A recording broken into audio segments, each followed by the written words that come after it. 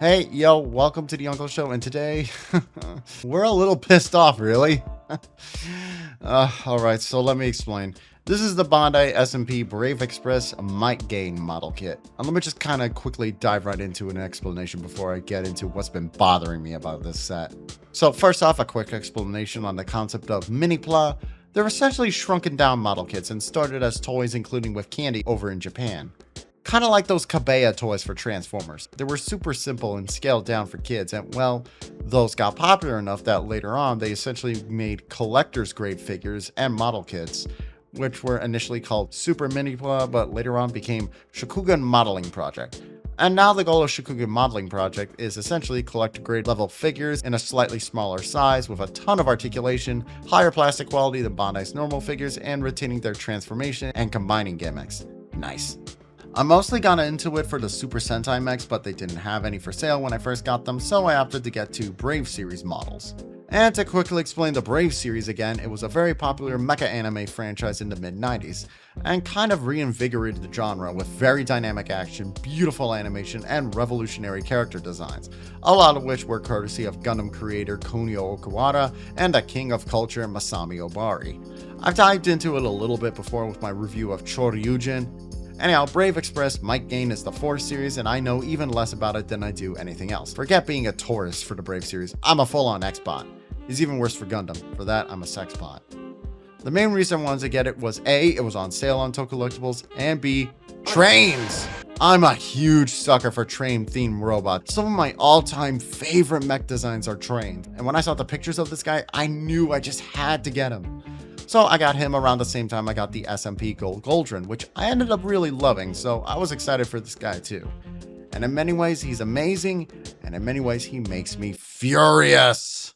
But I'll tell you, we'll never get you furious. If you get subscribed and get notified, you'll not only see new reviews, but you can also tune into live streams where I film footage for future videos. Any super chats will also be featured in the video as well. Also, if you like the video, please give a like and comment. Your engagement helps support this channel. Now, back to the video. So the build for this thing, it started out solid. Building the first and even the second module wasn't too bad, more on that later. But for the final module, for whatever reason, it was a massive pain for me. Maybe my hands were shaking from the build, especially after what happened. But the sockets were really hard to plug in, everything was too tight, and just started to hurt after a bit. Also, stickers. Not as bad as some before, and you even get optional stickers for different animation accuracies, but still, stickers. So compared to a lot of the models I've built so far, not the best. So for now, let's look at the individual modules. Here's module number 1, Gain, and probably my second favorite of the modules. And well, he's not exactly the greatest, but that's half on purpose. Let me explain. It's very loyal to the original toy in that it's got the articulation of a G1 Transformer, just the arms and kind of the head, and that's it. Now that being said, I do think this is charming in a way, just such an obviously goofy retro design, but at the same time I find it questionable. Because in comparison to Gold Goldrin, the original toy for the core figure was a brick, but for the SMP figure, he got a pretty substantial articulation boost for the SMP kit. Not the greatest figure ever, but gets the job done for a core figure. But here it is basic, and I know he's a small guy, but I still think he could have connected it in a way to give it some articulation, especially because this later on becomes the arm. Probably the easiest thing to get right for a combiner. Now, to be fair, this is a slightly older kit compared to Gold Goldrin, but still not that much older. Honestly, it is a really cute little train model. Like that is adorable. Look at that. Oh, and that bit likes to come off. What's that deal? Ah! Module 2, the Might Wing. A simple silver bullet train that I love for a lot of the same reasons as the first. In fact, it might be my favorite. It's due to the simplicity. It's a little panel-liney, but at the same time, it works well enough, especially when you get to the transformation, where it just turns into a little space shuttle. Now that's just adorable. It's silly, but in a goofy kid's toy kind of way. I can kind of respect that. It's kind of hard to really make drastic improvements on something like this. Also, the hinges on both modes are really blatant, which I know some people have a problem with way too obvious hinges on stuff like Transformers, but honestly, it doesn't bug me as much. They gotta go somewhere. And Module 3, the Locomorizer. Which, yeah, In comparison to the other modules, this I feel is the most compromised. For starters, the front of the train feels a lot more compressed, with it being pushed back behind the walls of the train, which, to be fair, is how the original toy was, but even that wasn't as pushed back like this. It's kind of a shame because I do love this purple and gold plastic color scheme. It's just such a winning color combination. See also Deathsaurus, but it also feels a little too constrained even for the size. Not helping is the back, which looks awful. This was the one thing from the original toy you didn't have to keep, guys. The obvious feet on the top, or at least give us a parts forming piece as an alternative. It's a model kit. It's a little more acceptable. At least you can store both trains in the main train like the original toy, which is nice. Less nice, you might have noticed that the feet on the train are mistransformed. Why? Well, because when I was building this thing live on stream, this happened. Had to go somewhere. Oh.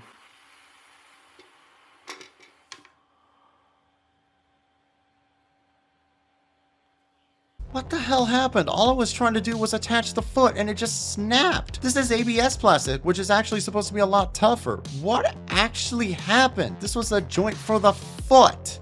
This horrible fragile joint just exploded and boom, it's gone. A combination of a weak joint and a tight hole. Yes, that's what she said. I don't care. My toy broke. So I super glued it back on and have the foot permanently at this height. Lovely. Now then, I need a bit of cheering up. Shall we go to a transformation?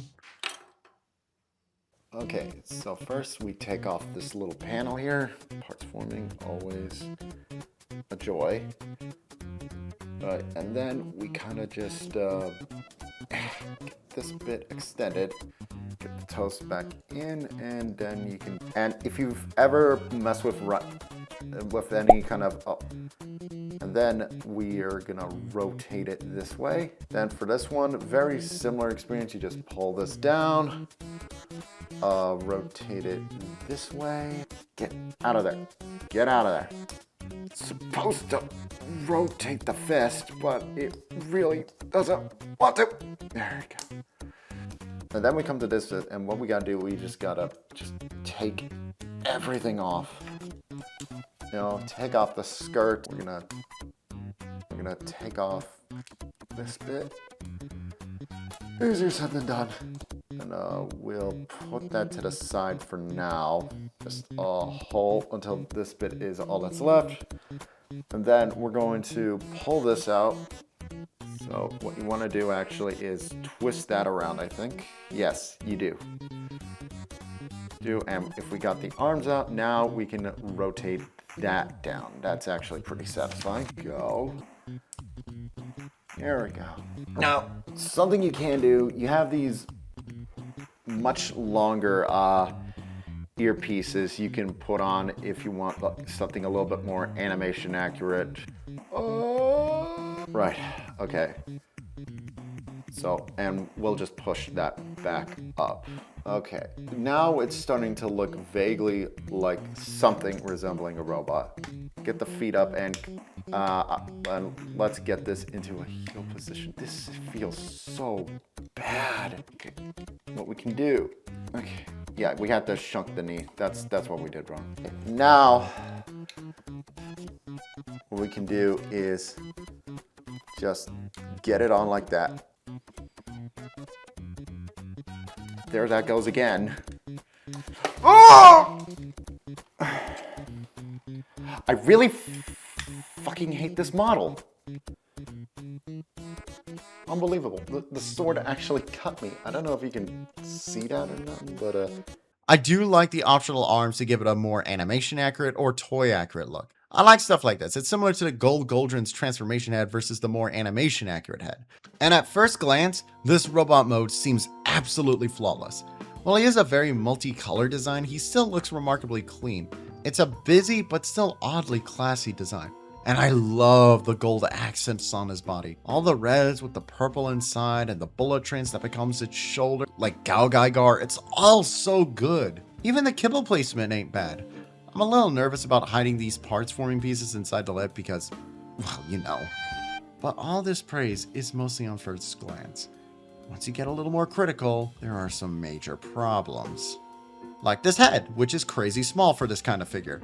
But to be fair, that's kind of so the transformation could work properly, even if the fins for the ears keep popping off, which might have worked better if the head was a little bigger. Oh well. And then we get to something that's a little bit more distracting. Why does he have such thick thighs? On the animation model, while not the smallest, they are a lot more compact, where these are a lot more cumbersome and elongated.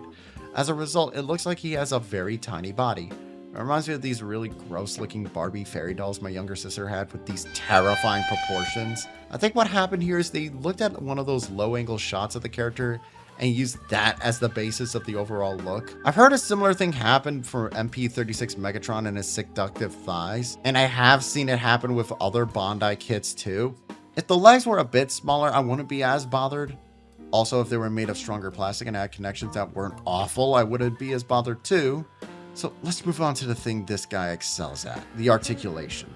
All right, before this thing explodes on me, let's do some articulation tests. So we got a ball jointed head that really does not like to stay in its place. It can look down, up, a little bit of side to side. Shoulder goes up really nicely. In fact, these arms are actually fantastic. They go around all the way. They can T-pose. They can go up like that. And they're on that kind of like a chicken, I don't know what you call it. It's like a butterfly joint, but like kind of an advanced ones. I've heard some call them chicken wing joints, but it just means that they allow for a lot of extra movement. There's a rotation of the bicep, that's really nice. Perfect elbows, and of course, just gonna ignore that. There's the wrists are on a ball joint, and in fact, well, actually, it's the wrong way. Hold on. There we go. And in fact, they can even extend a little bit for some really nice swordplay action. The arms are ridiculously good. Waist, you do get a waist rotation, but this backpack kind of annoyingly gets in the way a little bit, so you might have to take that off. There is an arching back and a really nice crunch actually. Yeah, you can make it, and you can even go even further, and that unlocks more of the waist rotation. You can flex this up, a little bit of booby flex. I don't know what you'd use that for, but it's there. Then legs, you got the skirt flaps can go up. I'm gonna use this leg because I don't trust this leg. Okay, legs go up really far. Well, okay, that one's on me. I put those there. There, knees go 90, so that's good. There is rotation at the upper thigh. And there is an ankle pivot, but it looks awful. I mean, it's good that it's there, but I would have much preferred like a ball jointed system. But there is a little bit of that. I'm not doing that with this foot. You saw why. The pulsability on this guy, foot issues aside, is some of the best upper body articulation I've encountered on a figure like this. There is so much maneuverability, meaning you can get this guy into whatever pose you want, provided you don't need to worry about the feet much. I'm sorry for still harping on it, but I need to illustrate how much this guy frustrates me. Because I can get past the weird proportions and the head issues, but poor quality material and a frustrating build honestly does spoil a lot of this figure for me. Especially compared to Gold Goldrin, whose build and transformation was seamless, and it's even worse compared to the HD Choryujin and even the RG Gaogaigar. Get set for that review because whoo mama! He also has a number of different hands for different kind of purposes. So just show off some of them real quick. You gotta be careful. You got like some open hands, you know, for some of that, for some quick slap action. That's actually pretty nice. You got a pointy finger for some intense finger wagging action, you know, like. And then this is actually kind of a unique one. This is actually kind of a, oh God. This is kind of more so like a bent grip, so that if, you know, it allows for like makes it look a little bit more dynamic, which I like that as an idea. Oh God, everything just wants to just come off. Come on. Now, maybe it's just my copy, or maybe I was too rough with it. Looking at other reviews, I see no issue, But still, it happened to me. Even without the breakage, the connections just sucked so much. It felt like it was anti-play, not helping her all the bids popping off as he tried to mess with it. Even if the foot issues weren't a problem, it's still an immensely frustrating robot. God knows how the super combined mode would work, oh my god. If you want to pick this guy up, get it at a discount or sale price, and just be very careful. Otherwise, maybe not. But what about you? If you own this figure, did you have a lot of good luck with it? How was the build for you? Let me know in the comments and please subscribe.